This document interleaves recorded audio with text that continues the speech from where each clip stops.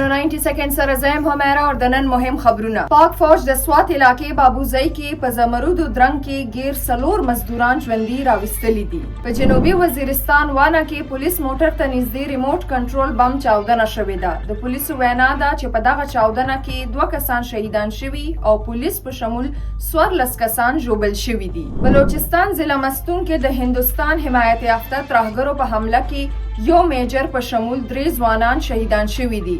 خو په جوابي کاروایی کې پاک فوج سلور ترهګر وژلي دي. بلخوا کویټه په شمول بلوچستان کې د سکیورټي خدشاتو له وجې د موبایل انټرنیټ بند کړی شوی دی.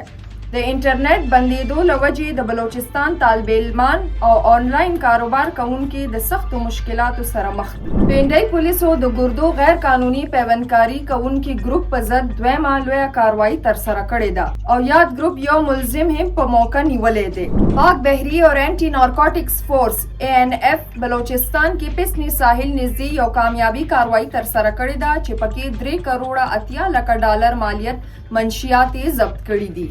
په ځل پاکستان نه متحده عرب امارات ته د غوښې سپلای یو مهمه معاهده کړې شوې ده. په دې اړه پاکستان سټاک ایکسچینج ته هم نوټیفیکیشن جاری شوی دی. دا تر دې د مهم خبرونو نورو خبرونو او معلوماتو لپاره سنو پښتونخوا سره اوسئ.